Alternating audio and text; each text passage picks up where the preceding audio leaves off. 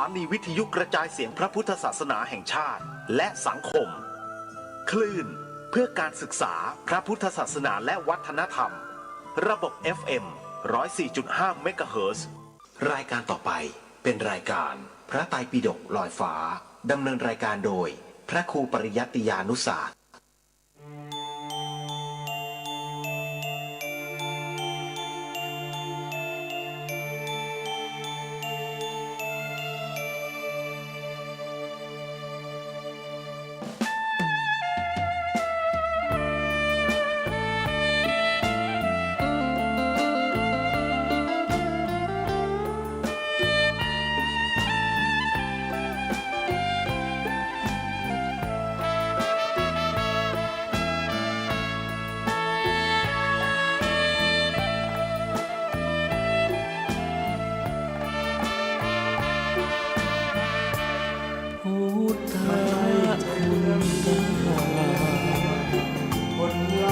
มาบอกมาเล่าฟังเป็นความรู้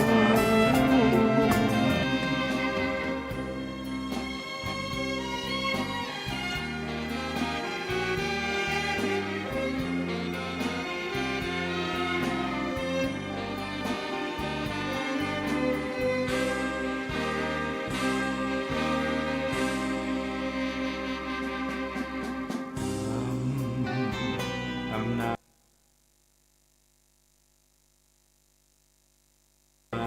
กรรมกุศล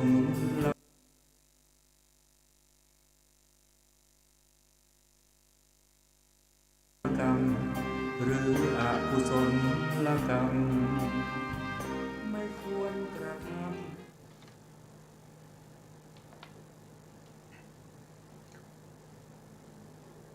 พุทธังสรณังคัจฉามิธัมมังสรณังคัจฉามิสังฆังสรณังคัจฉามิกราบนมัสการพระมหาเถระพระสังฆาธิการพระเถรานุเถระสวัสดีท่านผู้ฟังและผู้ชมทุกท่านที่ติดตามในรายการพระไตรปิฎกลอยฟ้าครั้งนี้เป็นครั้งที่48ในเรื่องของสติปัฏฐาน4ครับซึ่งครั้งที่แล้วเนี่ยเราก็พูดถึงในเรื่องของพระพุทธองค์ทรงตัดเรื่องของสติปัฏฐานไว้4อย่างนะครับไว้4อย่างด้วยกัน4อย่างไม่มากกว่านี้แล้วก็ไม่น้อยกว่านี้นะครับไม่ได้ตัดสติปัฏฐานไว้5ไม่ได้ตัดสติปัฏฐานไว้3แต่ตัดไว้แค่4เพราะอะไรพระพุทธองค์จึงตัดไว้แค่4ก็เพราะว่าสติปัฏฐานที่พระพุทธองค์ตรัสนี้เพื่อเกื้อกูลแก่เวนยสัตว์ทั้งหลายครับถ้าเราพูดถึงสัตว์โลกที่เวียนว่ายตายเกิดอยู่ใน31ภูมิถ้าเราแยกออกมาก็จะเป็นถ้าเราแยกโดยความเป็นบุคคลเนี่ยก็จะได้อยู่8บุคคล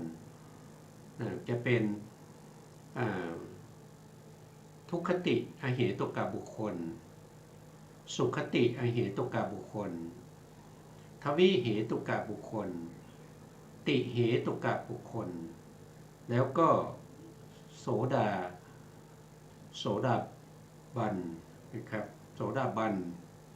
สกทาคามีอนาคามีแล้วก็อรหันต์ก็เป็น8บุคคลถ้าจะแยกเป็น12บุคคลก็แยกโสดาบันพระอริยบุคคลออกไปเป็น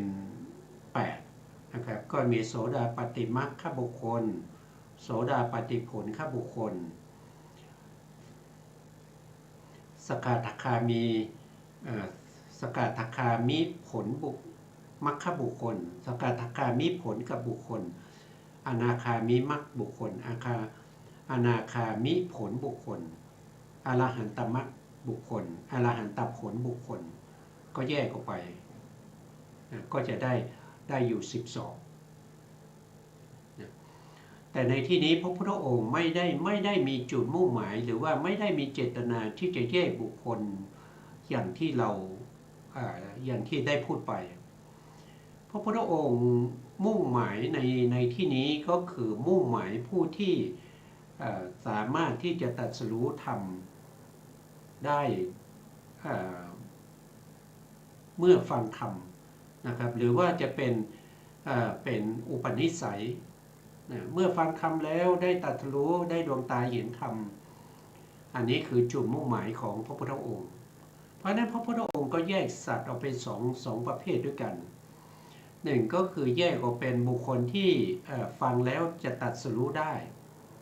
กับบุคคลที่ฟังแล้วไม่สามารถตรัสรู้ได้แค่เป็นอุปนิสัยเป็นอัธยาศัยไว้ในโอกาสข้างหน้าต่อไปพระองค์มุ่งหมายบุคคลที่จะตรัสรู้ธรรมได้บุคคลที่จะตรัสรู้ธรรมได้นั้นเราจะเรียกว่าเป็นเวเนยสัตว์นะครับเวเนยสัตว์ครั้งที่แล้วก็ได้พูดไปเกี่ยวกับเวเนยสัตว์เวเนยสัตว์ทั้งหลายนะครับที่สมควรจะตรัสรู้สมควรที่จะได้ดวงตาเห็นธรรมครั้งที่แล้วพูดถึงตรงนี้เราก็ไปดูรายละเอียดในพระไตรปิฎกนะครับเล่มที่17นะมัชฌิมนิกายมูลปัญนาถ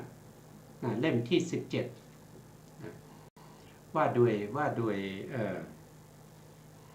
พระไตรปิฎกชุดพระไตรปิฎกอรรถกถาฉบับแปลไทยนะครับเล่มที่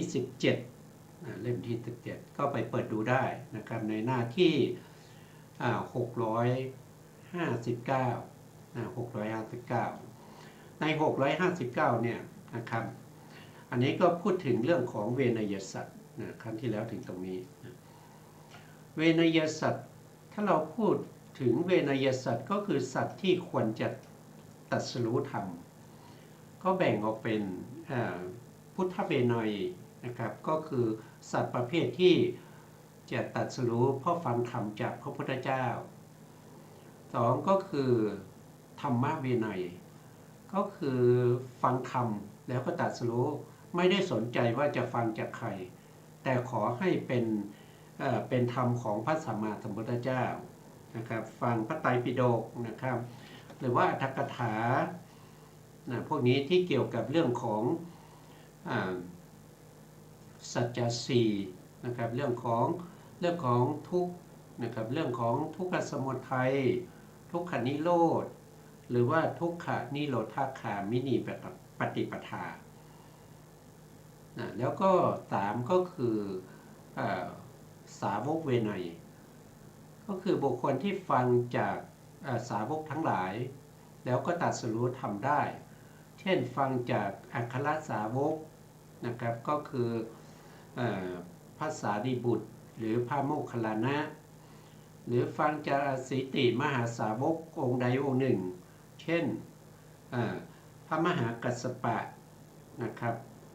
พระกัจจยนะพระอุบาลี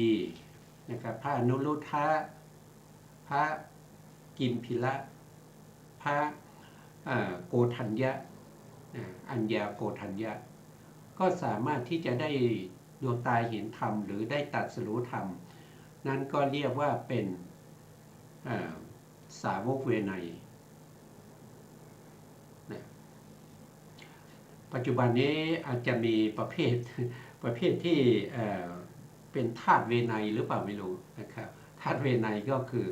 มุ่งหมายพระธาตุมุ่งหมายพระธาตุนะครับแล้วก็มีศรัทธาในพระบรมสารีริกธาตุหรืออรหันตธาตุนะครับแล้วก็ตั้งใจประพฤติปฏิบัตินะครับเพื่อให้ได้ซึ่งอริยมรรคอริยผลต่อไปการที่พระพุทธองค์มุ่งหมาย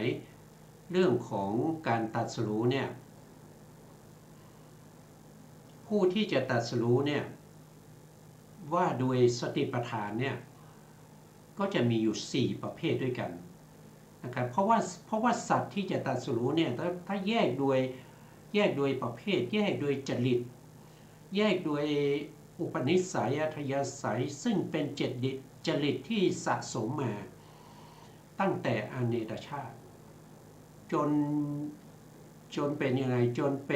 ป็นอัธยาศัยเขาเรียกว่าเป็นวาสนาหรือถ้าเรียกโดยตรงก็คือเป็นสันดานของ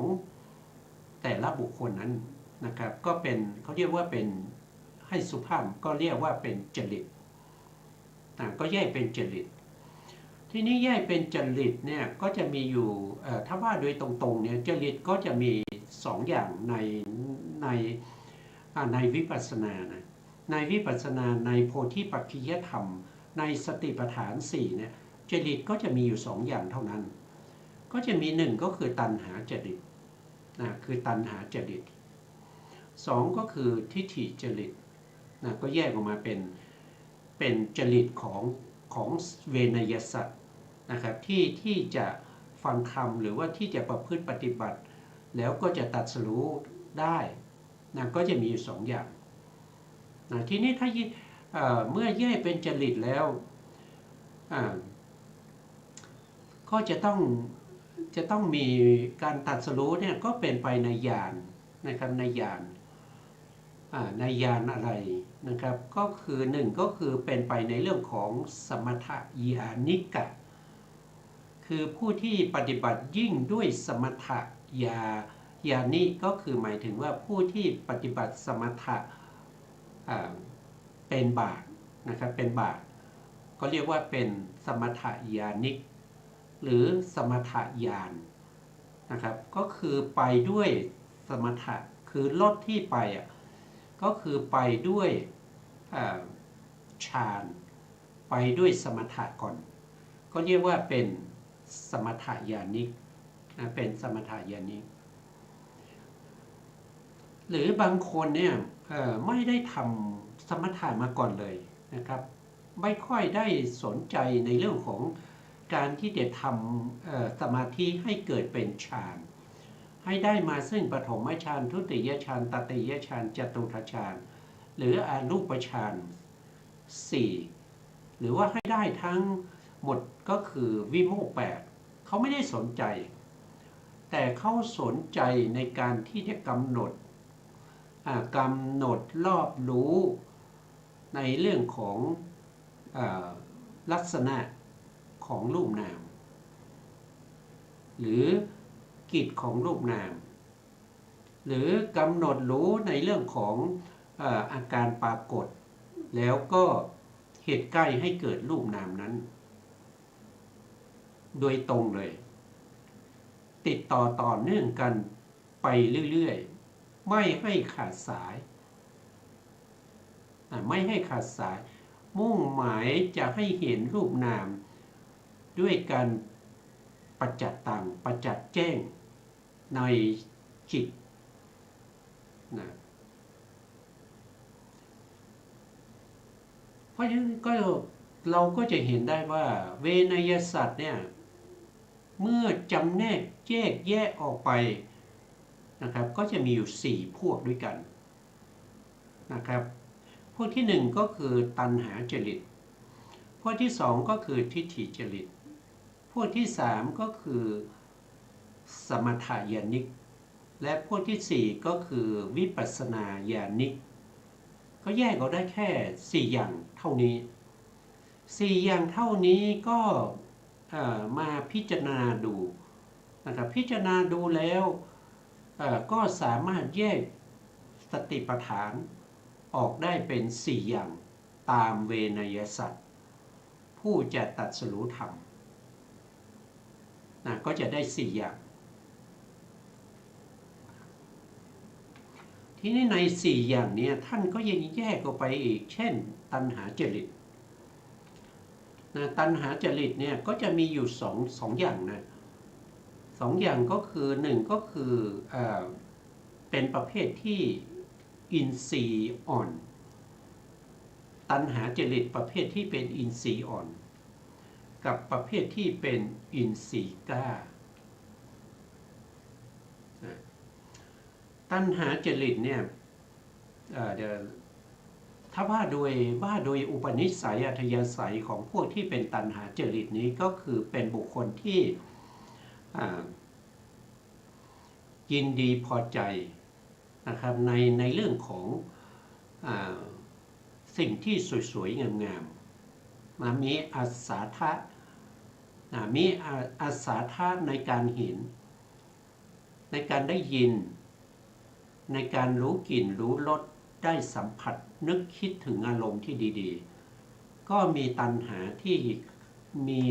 ตัณหาเข้าไปติดเข้าไปยึดครองว่าเป็นอะไรเป็นของฉันนะครับเป็นของฉันฉันเป็นนั่นเป็นนี่นะครับฉันเป็นอะไรฉันเป็นสิ่งที่ดีๆงามๆนะครับแล้วก็เป็นอัตตาของฉันอะไรพวกนี้นี่ก็เป็นเรื่องของตัณหานะครับมีทั้งที่อินทรีย์แก่กล้าแล้วก็อินทรีย์อ่อนส่วนรายละเอียดเราจะว่ากันต่อไปนะครับในคัมภีร์ที่ชื่อว่าเนติปกรณ์นะแล้วก็พวกที่เป็นทิฏฐิจริตนะครับทิฏฐิจริตก็คือประเภทที่มีความคิดมีความเห็นของตัวเองเอาความคิดเอาความเห็นของตัวเองนั้นเป็นใหญ่นะครับเอาความคิดความเห็นของตัวเองเป็นใหญ่นะเพื่อที่ให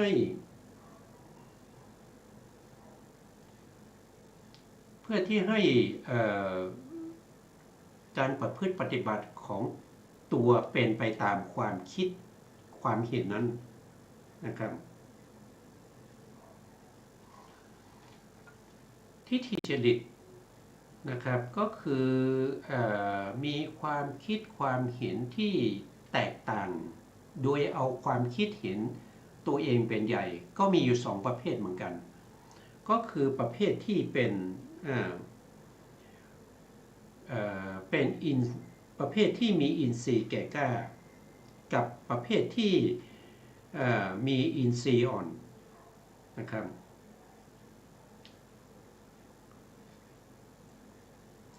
ทีนี้อินทรีย์แก่กล้าแล้วก็อินทรีย์อ่อนเนี่ยก็จะ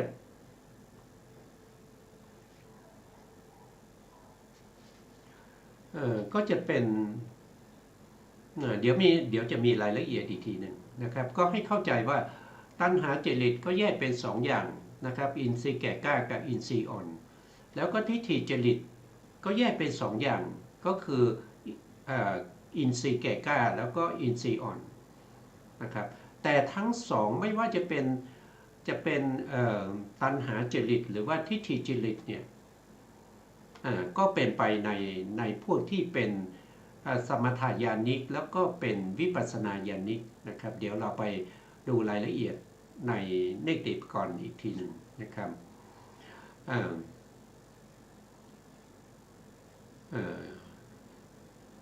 เพื่อให้เกิดความเข้าใจได้มากขึ้นนะครับเราก็มาดูเนติปกรณ์นะครับเนติปกรณ์นะครับในเนติปกรณ์นะครับในเนติปกรณ์ซึ่งเป็น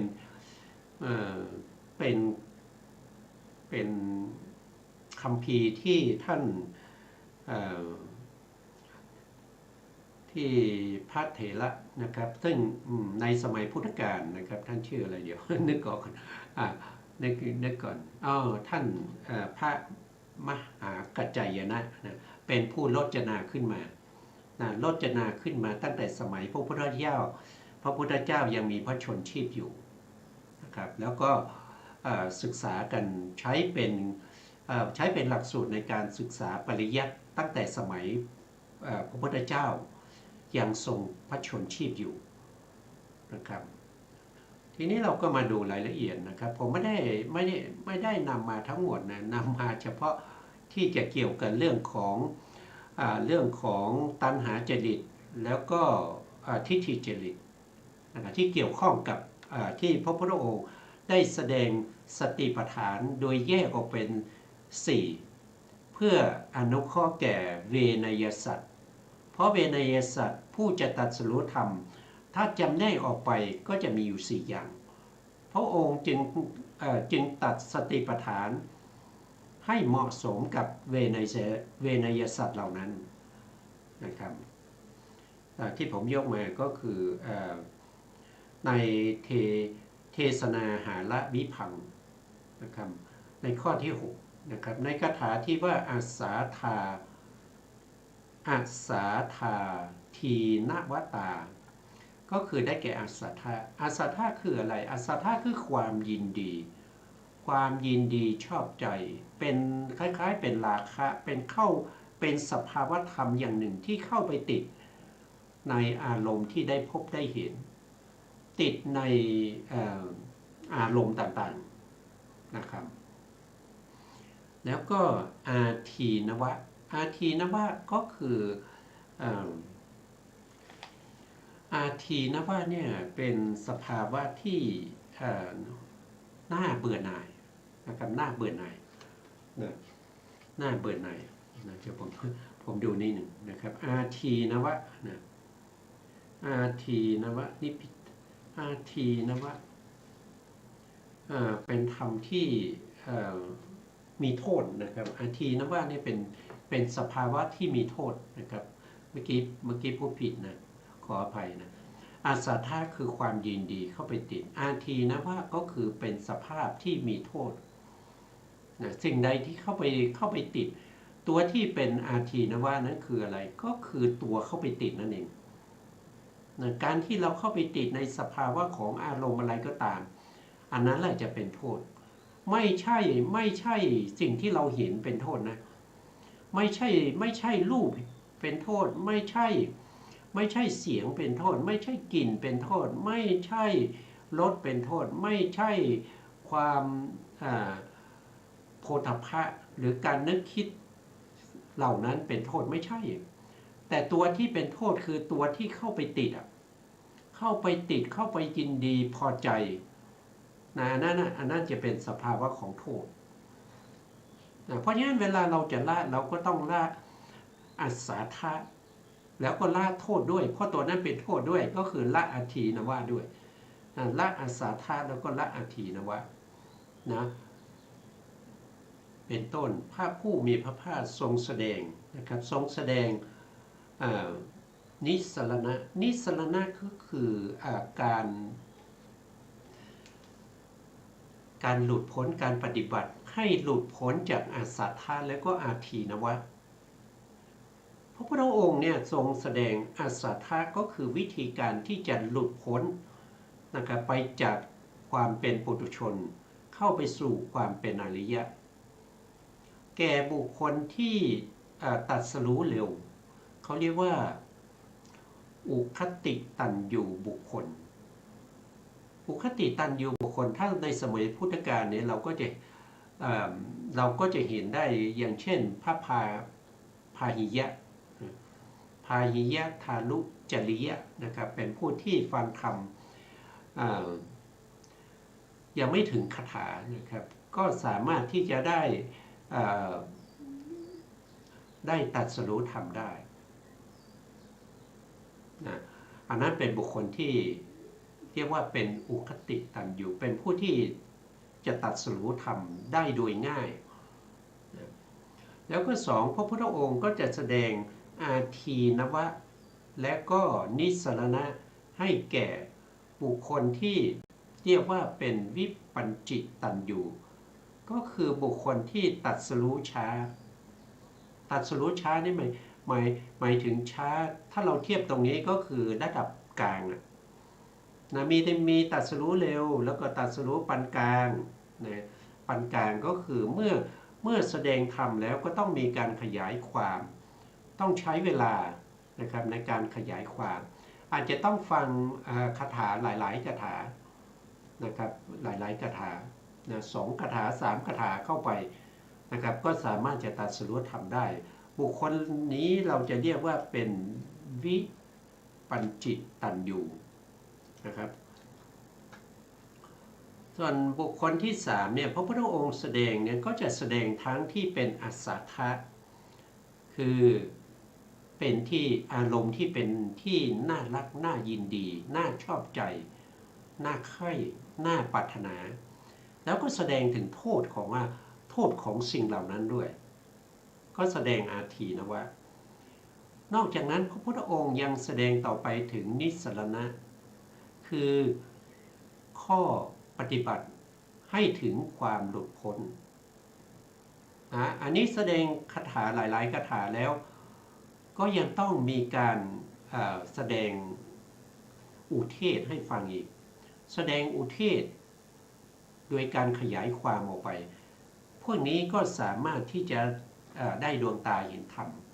เราเรียกบุคคลเหล่านี้ว่าเป็นเนยยะบุคคลนะครับเป็นเนยยะบุคคล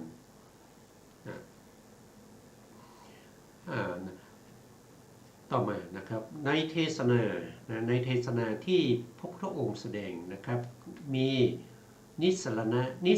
นั้นก็คือข้อปฏิบัติให้ถึงความหลุดพ้นเป็นต้นนะปฏิปทา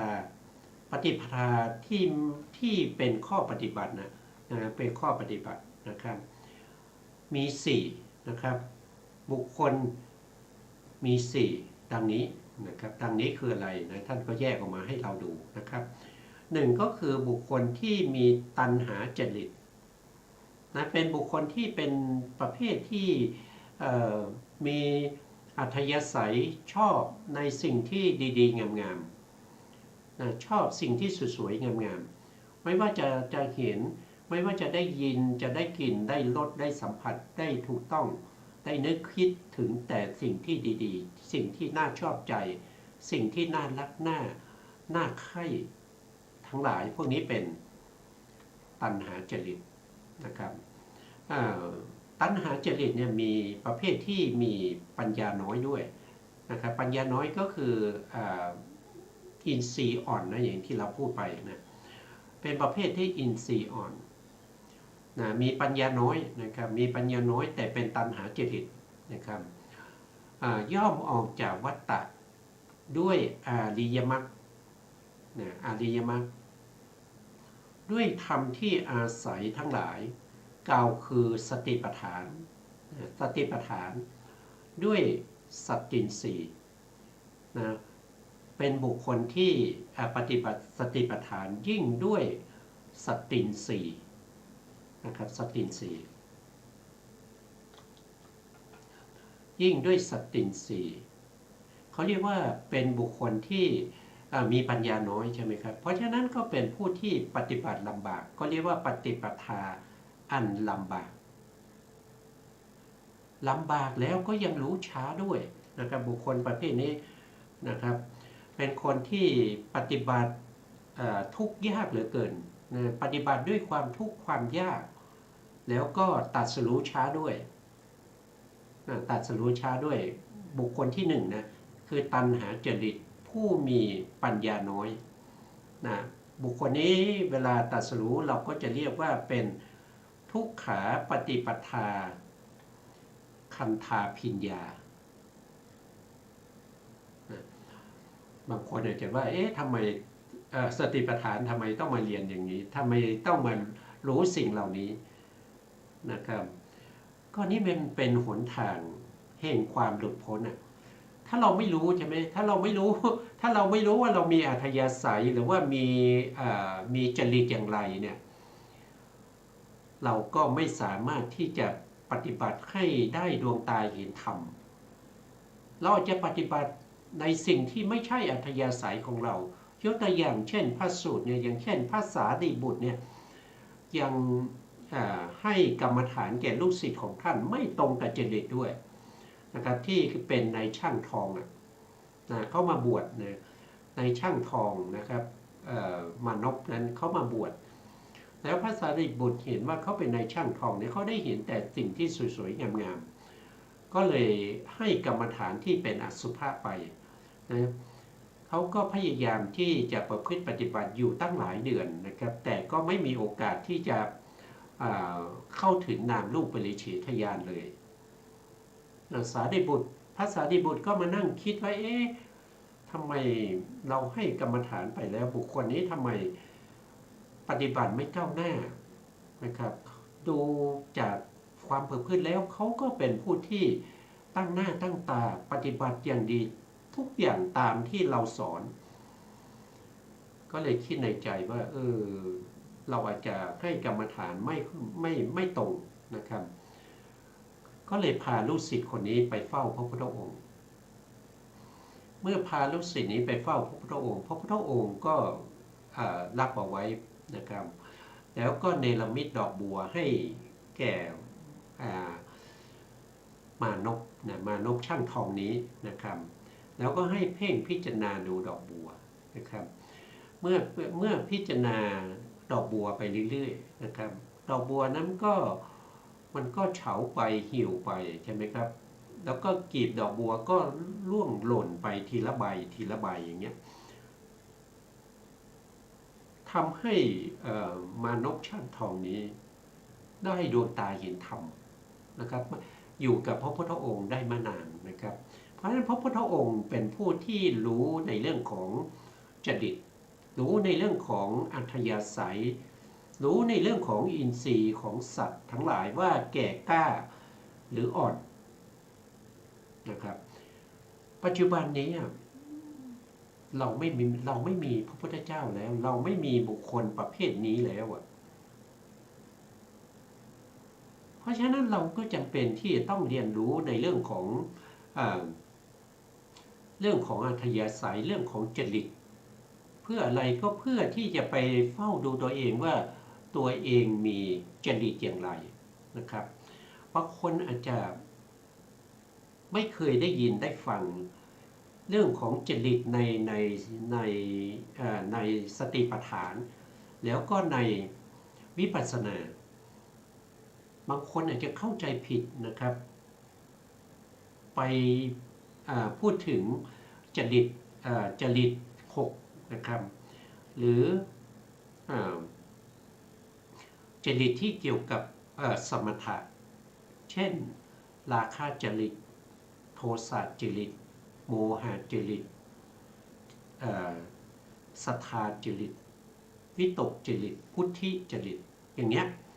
ก็เป็น6อันนั้นเป็นของสมถะนะอย่าเอามาปนกับวิปัสสนานะครับวิปัสสนาหรือสติปัฏฐานนะหรือในโพธิปัจจยธรรมเนี่ยจริตจะแยกออกเป็นแค่2เท่านั้นนะไม่ได้แยกเป็น6ไม่ได้มีสุทธจริตหรือว่ามิสกจริตนะสุดท้ายก็คือที่เป็นประเภทที่เป็นจริตที่เป็นอกุศลก็เป็นอกุศลไปเลยอย่างเช่นราคะจริตโทสะจริตโมหะจริตหรือราคะบวกกับโทสะหรือราคะบวกกับโมหะหรือโทสะบวกกับโมหะอย่างเงี้ยบางคนอาจจะมีจริตที่เป็นอกุศลมีทั้งราคะจริตมีทั้งโทสะจริตมีทั้งโมหะจริตปะปนกันอยู่นะหรือบางคนอาจจะมีทั้งที่เป็นกุศลแล้วก็เป็นอกุศลก็คือบางคนอาจจะมีราคะจริตปนกับศรัทธาจริตอย่างเงี้ยหรือไปปนกับวิตกจริตหรือไปปนกับพุทธิจริตอย่างเงี้ยอย่างนี้เกี่ยวเรื่องกับสมถะเกี่ยวเรื่องกับอารมณ์ที่เป็นสมาธิในอารมณ์40อย่างนะครับมีกสิณ10มีอสุภะ10มีอนุสติ10มีพรหมวิหาร4อรูปภูมิ4พวกนั้นนะครับอันนั้นไม่คนละเรื่องกันนะครับอย่าปนกันเราพูดถึงสติปัฏฐานเราพูดถึงวิปัสสนาเราพูดถึงโพธิปัจจยธรรมใน37ประการบุคคลเหล่านี้ที่จะประพฤติปฏิบัติสติปัฏฐาน4ก็มีจริตอยู่แค่2เท่านั้นก็คือตัณหาจริตแล้วก็ทิฏฐิจริตนะไม่ใช่ไม่อย่าปนกันเพราะว่าส่วนมากนี่จะศึกษาหรือว่าจะเล่าเรียนมาเกี่ยวกับเรื่องของจริต6นะครับจริต6 แล้วก็มีสุทธจริตแล้วก็มิสกจริตอะไรพวกนั้นนะครับนั่นก็อันนั้นเป็นเรื่องของสมถะนะไม่ได้เกี่ยวกับเรื่องของสติปัฏฐานในที่นี้เป็นสติปัฏฐานเพราะฉะนั้นมีจริตอยู่แค่สองเท่านั้นก็คือมีตัณหาจริตกับทิฏฐิจริตเท่านั้นนะครับต่อไปในข้อที่2บุคคลผู้เป็นตัณหาจริตมีปัญญามากนี่ก็คือเป็นผู้ที่มีอินทรีย์แก่กล้ามีอินทรีย์แก่กล้าย่อมออกจากวัฏฏะด้วยอริยมรรคด้วยธรรมที่อาศัยทั้งหลายกล่าวคือฌานนี่เป็นผู้มีปัญญามากนะครับได้ฌานด้วยเขาได้ฌานนะเขาเจริญสมถะนะครับที่เป็นสมถะญาณิกนะสมถะญาณิกใช่ไหมที่เราพูดถึงก็มี4บุคคลก็มีตัณหาจริตมีทิฏฐิจริตมีสมถะญาณิกแล้วก็มีวิปัสสนาญาณิกแต่บุคคลนี้เขาได้ฌานพอได้ฌานนั้นก็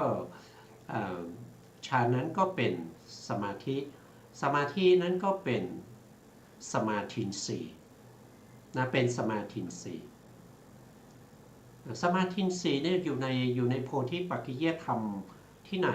นะครับอยู่ในข้อไหนล่ะอยู่ในธรรมหมวดไหนนะก็อยู่ในธรรมที่เป็นอินทรีย์5ใช่ไหมครับอินทรีย์5ก็จะมีอยู่5อย่างก็จะมีศรัทธาเป็นอินทรีย์ก็เรียกว่าสัตถินทรีย์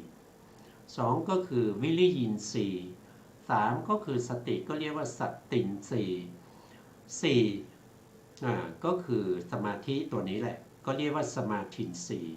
5ก็คือปัญญินทรีย์ก็คือปัญญาแต่บุคคลนี้เป็นบุคคลที่ประพฤติปฏิบัติเรื่องของสมถะก่อนแล้วก็ใช้ฌานนะครับใช้ฌานเป็นบาตรเพราะนั้นก็ยิ่งด้วยเป็นบุคคลที่ยิ่งด้วยสมาธิสีนะครับยิ่งด้วยสมาธินะเมื่อปฏิบัติเขาเรียกว่าปฏิบัติอันลำบากนะครับแต่มีการตัดสรู้เดียวนะครับก็เรียกว่าเป็นทุกขาปฏิปทาขิปปาปิญญาทำไมบุคคลที่เป็นสมถะญาณิกถึงเป็นปฏิบัติลำบากถ้าเราพูดถึงนะครับกว่าที่เราจะได้ฌานเนี่ยก็มันไม่ใช่ง่ายนะครับอย่างนี้กว่าเราจะได้ฌานเนี่ยมันไม่ใช่เรื่องง่ายนะครับการประพฤติปฏิบัติให้ได้ปฐมฌานทุติยฌานตติยฌานจนถึงอรูปฌานเนี่ยมันยากนะมันยากมันลำบากกว่าจะได้ฌานนะครับต้องนั่งสมาธิเป็นระยะเวลายาวนานบางทีใหม่ๆนี่ก็อาจจะร่างกายสังขารเนี่ยก็อาจเจ็บปวดนะครับเจ็บปวดเมื่อยนะครับต้องเดินจงกรมต้องนั่งสมาธิต้องกำหนดลมหายใจนะครับหายใจเข้า1นะครับหายใจออก1หายใจเข้าคือเราก็ต้องครบองค์3ใช่ไหมในการที่จะทำอานาปานสติ1ก็คือมีจิตที่จดจ่ออยู่ที่ลมกระทบมีจิตจดจ่ออยู่ที่ลมกระทบ2ก็มีคำภาวนาประกอบด้วย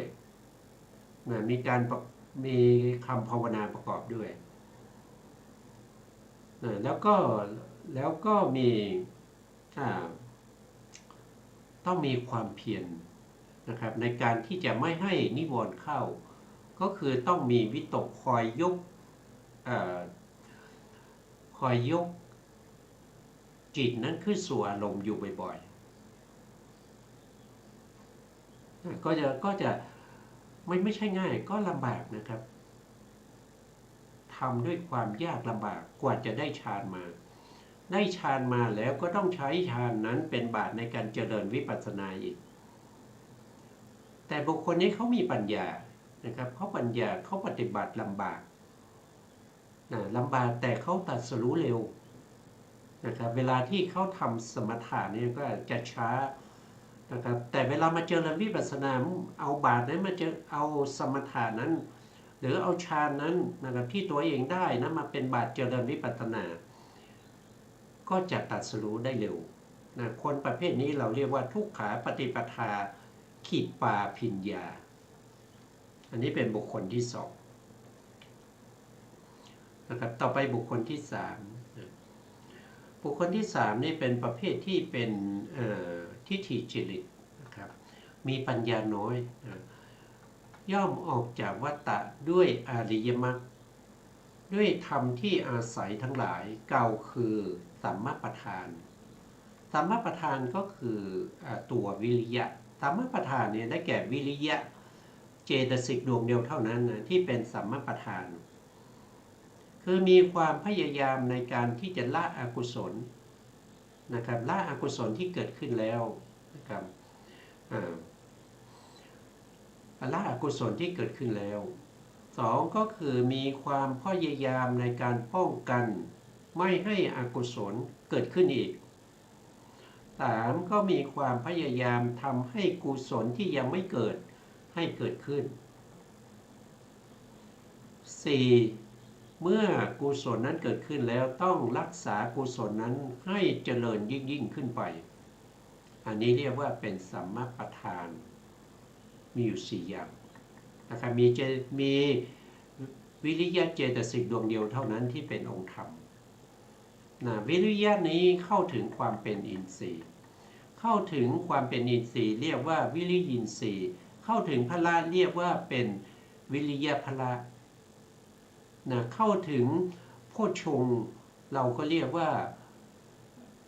วิริยะสัมโพชฌงค์เข้าถึงมรรคเราก็เรียกว่าสัมมาวายามะเนี่ยเขาเป็นได้ทั้งที่เป็นสัมมาประธานใช่ไหมครับเป็นได้ทั้งอินทรีย์เป็นได้ทั้งพละเป็นได้ทั้งโพชฌงค์เป็นได้ทั้งมรรคเขาเป็นได้ตั้ง5ฐานในโพธิปักขิยธรรมเขามีอยู่ทั้งหมด6ฐานด้วยกัน6ฐานก็จะมี1ก็คือสติปัฏฐานแล้วก็2สัมมาประธาน3อิทธิบาท4อินทรีย์5พละ6โพชฌงค์7อริยมรรคเขามีอยู่7ฐานด้วยกันแต่เขาเป็นได้ถึง6ฐานด้วยกันเขาไม่ได้เป็นฐานเดียวเท่านั้นก็คือไม่ได้เป็นสติปัฏฐานเขาเป็นสัมมาประธานเขาเป็น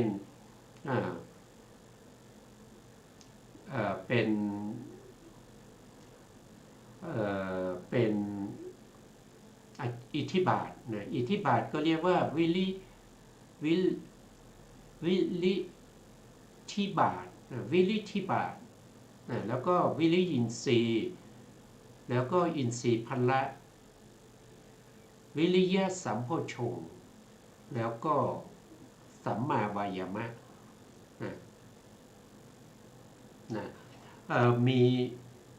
การตรัสรู้ธรรมเนี่ยทุกคนต้องมีวิริยะนะแต่บุคคลนี้เขายิ่งด้วยวิริยะเขามีวิริยะเป็นตัวนำหน้าในการประพฤติปฏิบัติเขาปฏิบัติสบายแต่รู้ช้านะครับปฏิบัติสบายแต่รู้ช้าที่ว่าปฏิปทาอันสบายแล้วก็การรู้ช้าถ้าว่าโดยศัพท์บาลีก็จะเป็นสุขาปฏิปทาทันทาพิญญานี่เป็นบุคคลที่3บุคคลที่4เป็นบุคคลที่เป็นทิฏฐิจริตเป็นทิฏฐิจริตเหมือนกับข้อที่3แต่เป็นผู้มีปัญญามากย่อมออกจากวัฏฏะด้วยอริยมรรคด้วยธรรมที่ อาศัยทั้งหลายกล่าวคือสัจจะสัจจะด้วยปัญญีอินทรีย์เป็นผู้มีปัญญามากก็ยิ่งด้วยปัญญีอินทรีย์ปัญญาอยู่ในกี่ฐานนะครับสติปัฏฐานมีปัญญาไหมปัญญาเป็นองค์ธรรมไหมไม่เป็นนะแล้วก็สัมมาปัฏฐานเนี่ยมีปัญญาเป็นองค์ธรรมไหมไม่มีนะครับแล้วก็อิทธิบาทก็มีปัญญาเป็นองค์ธรรมนะเขาเรียกว่าอะไรลืมอีก นะก็เรียกว่าเป็น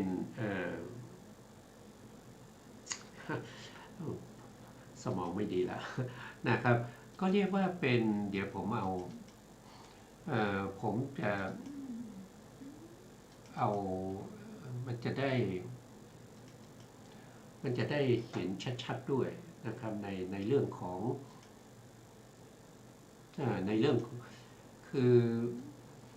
นะเราก็มาดูนี่นะเราก็มาดูนี่เพราะว่าเราในโพธิปัจจยธรรมเนี่ยมีอยู่7หมวดนะมีอยู่7หมวดในหมวดที่1คือสติปัฏฐาน4 2สัมมาปัฏฐาน4 3อิทธิบาท4 4อินทรีย์5 5พละ5 6โพชฌงค์7แล้วก็7อริยมรรคมีองค์8ทีนี้เราพูดถึงปัญญาใช่ไหมครับเราพูดถึงปัญญาปัญญินทรีย์ว่าปัญญินทรีย์มันอยู่ที่ไหนนะครับที่ในโพธิปัจจยธรรมเนี่ยในสติปัฏฐานนี่มีไหมสติปัฏฐานนี่มีองค์ธรรมอยู่ตัวเดียวคือตัวสติเพราะฉะนั้นจะไปหาตัวปัญญาในสติปัฏฐานไม่เจอนะครับไม่เจอองค์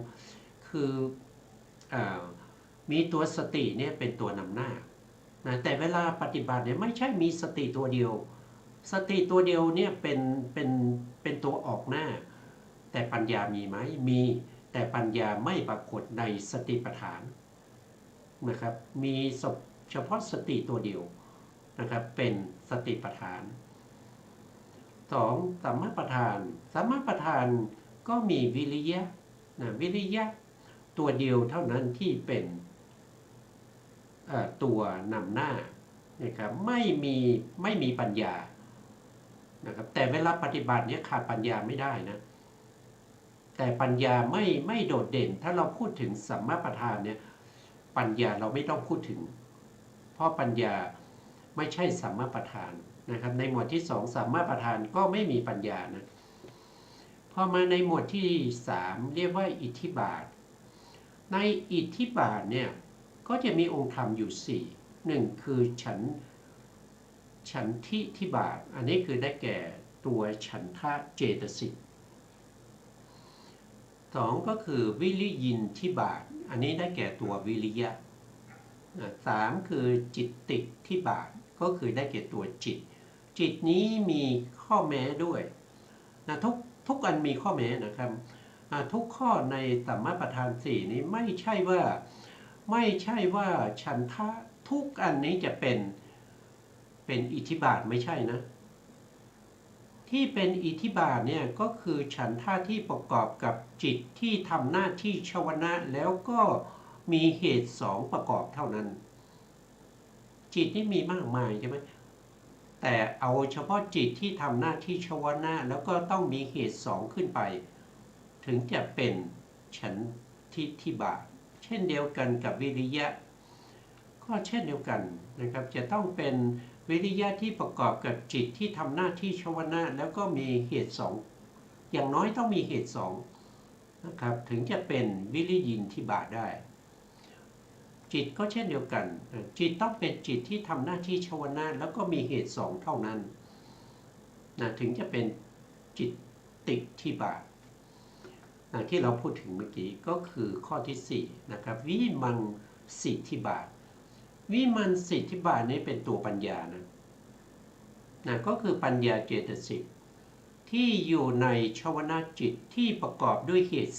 3ตัวปัญญานั้นเป็นวิมังสาธิปติหรือเรียกว่าวิมังสิทธิบาทอันนี้ได้ปัญญามา1ฐานแล้วต่อไปฐานที่เป็นอินทรีย์มีปัญญาไหมก็มีปัญญาก็เป็นปัญญินทรีย์ฐานที่เป็นพละมีไหมก็เป็นปัญญาพละ ฐานที่เป็นโพชฌงค์มีปัญญาไหมก็ธรรมวิจยะสามโพชฌงค์ก็คือปัญญานะครับแล้วก็ในมรรคมีองค์แปดมีปัญญาไหมมีปัญญานั้นเราเรียกว่าเป็นสัมมาทิฏฐิเพราะฉะนั้นปัญญาในโพชฌงค์เนี่ยก็จะมีอยู่ทั้งหมด4ฐานด้วยกันนะมีในฐานที่เป็นโทษที5ฐานนะครับมีตั้งแต่อิทธิบาทเป็นวิมังสิทธิบาทในฐานอินทรีย์ก็เป็นปัญญินทรีย์ในพละก็เป็นปัญญาพละในโพชฌงค์ก็เป็นธรรมวิจยะสามโพชฌงค์ในมรรคก็เป็นสัมมาทิฏฐินะครับก็จะเป็นอย่างนี้นะครับก็เป็นอย่างนี้เพราะนั้นบุคคลที่4เนี่ยเป็นบุคคลที่มีปัญญานำหน้าเป็นผู้ที่มีปัญญามากนะครับเพราะฉะนั้นเขาปฏิบัติสบายปฏิบัติสบายแล้วก็ตรัสรู้เร็วปฏิบัติสบายแล้วก็ตรัสรู้เร็วเราเรียกว่าเป็นสุขาปฏิปทาขีปาพิญญา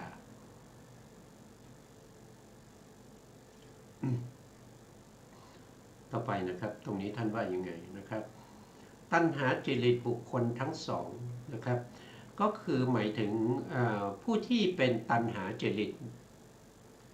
ที่มีอินทรีย์อ่อนกับมีอินทรีย์แก่กล้า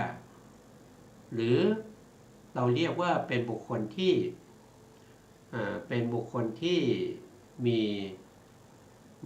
มีตัณหาเรียกว่าอินทรีย์เดียวกันนะครับมันจะเข้าใจได้ง่ายกว่าตัณหาจริตประเภทที่มีอินทรีย์อ่อนกับอินทรีย์แก่นะครับก็เป็น2บุคคลนะครับเป็น2บุคคล2บุคคลย่อมออกจากวัฏฏะด้วยเจโตวิมุตตินะเจโตวิมุตตินะเจโตวิมุตติเนี่ยก็คือบุคคลที่เขาทำสมาธิมาก่อนเป็นญาณเป็นสมถญาณิกครับเมื่อเขาออกจากวัฏฏะเนี่ยออกจากวัฏฏะด้วยตัณหาเป็นบุคคลที่เป็นตัณหาจริตเนี่ยสูงสุดเนี่ยก็คือได้เป็นพระอนาคามีผลนะพระอนาคามีผลอนาคามีผลนั้นเป็นสมาธิด้วยก็เรียกว่าเป็นอนาคามิผลสมาธิอันนี้2บุคคลนะครับไม่ใช่คนเดียวนะตัณหาจริตทั้งที่อินทรีย์แก่กล้าแล้วก็อินทรีย์อ่อนนะครับก็จะมีการประพฤติปฏิบัติในเรื่องของถ้าว่าด้วยญาณก็เป็นสมถญาณิกะนะครับเมื่อออกจากตัณหาตรงนี้เราหมายถึงกามตัณหาผู้ที่ออกจากกามตัณหาได้นั่นคือพระอนาคามีนะพระอนาคามีเนี่ยไม่มีกามตัณหาแล้วไม่มีความยินดีในกามคุณ5แล้วไม่ได้มีความยินดีในการเห็นรูปที่สวยๆไม่ได้มีความยินดีในการได้ยินเสียงที่ไพเราะเห็นรูปสวยได้ฟังเสียงดีได้กลิ่นดีได้รสดีได้สัมผัสดีพระอนาคามีไม่มีความยินดียินร้ายในสภาวธรรมเหล่านั้นก็เรียกว่าเป็นอานาคามิผลสมาธิเพราะปฏิบัติสมาธิมาก่อนเป็นสมถญาณิกอันเป็นเหตุสำรอกราคะเนี่ยนะครับราคะก็คือสภาพที่น่ารักน่ายินดีน่าชอบใจน่าเข้าไปติดน่าเข้าไปติดน่าเข้าไปยึดถือยึดครองว่าเป็นของเราด้วยวิปัสสนาอันมีสมาธิเป็นประธานนะครับสมาธินำหน้าได้ถึงพระอนาคามีอนาคามีนั้นก็จะเรียกว่าอนาคามิผลสมาธิ2บุคคลนั้นไม่ใช่คนเดียวนะครับทั้งที่เป็น เอ่อทั้งที่เป็นอินทรีย์แก่กล้าแล้วก็อินทรีย์อ่อนต่อมาก็คนสองบุคคลเหมือนกันนะครับสองบุคคลนี้ก็คือใครก็คือได้แก่ทิฏฐิจริตบุคคลทั้งสองย่อมออกจากวัฏฏะด้วยปัญญาวิมุตติอันนี้ออกจากวัฏฏะด้วยปัญญาวิมุตตินะครับก็เรียกว่าเป็นอรหันตผลปัญญาพวกนี้เป็นผู้ที่เป็นวิปัสสนาญาณิกเป็นวิปัสสนาญาณิกปฏิบัติโดยตรงนะครับปฏิบัติวิปัสสนาโดยตรงปฏิบัติวิปัสสนาโดยตรงแต่ถ้าเราพูดถึงสติปัฏฐานเนี่ยสติปัฏฐานเนี่ยมันอารมณ์ของเขาเนี่ยเป็นได้ทั้งมันมีบางอย่างที่เป็นอารมณ์ที่เป็นสมถะเป็นสมาธิแล้วก็มีอารมณ์บางอย่างที่เป็นวิปัสสนานะอย่างเช่นอานาปานสตินี่เป็นสมาธิเป็นสมถะนะอานาปานสตินะครับแล้วก็กายคตาสติกายคตาสติก็คืออาการ32ผมขนเล็บฟันหนังอะไรพวกนี้แล้วก็ยังมีอสุภะเขาเรียกว่าเป็นนวสีวะนวสีวะปภะก็คือซากศพ9พวกนี้เป็นสมถะนะก็เป็นสมถะเพราะฉะนั้นผู้ที่ปฏิบัติสมถะนั้นส่วนมากก็จะเป็นพวกที่เป็นเอาสมถะนำหน้านะครับก็จะเป็นตัณหาจริตถ้าเป็นผู้ที่เอาปัญญานำหน้าก็จะเป็นผู้ที่มีทิฏฐิจริตนะครับก็วันนี้เวลาเราไม่พอละนะครับเพราะฉะนั้นเราก็คืนเวลาให้ทางสถานีนะครับสุดท้ายนี้ขอกราบขอบพระคุณพระครูสมุทรวิสุวัฒน์วรกิจโจผู้อำนวยการสถานีวิทยุเพื่อการศึกษาพระพุทธศาสนาและวัฒนธรรม FM 104.5 เมกะเฮิรตซ์วัดฝายหินจังหวัดเชียงใหม่และขอกราบขอบพระคุณพระครูปริยัติยานุศาสตร์ขอบคุณท่านผู้ฟังและผู้ชมทุกท่านที่ติดตามในรายการวัดไตรปิฎกลอยฟ้าพบกันใหม่ในโอกาสต่อไปครับวันนี้ลาไปก่อนครับสวัสดีครับ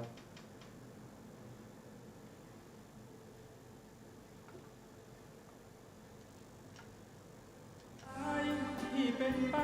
ต่างๆ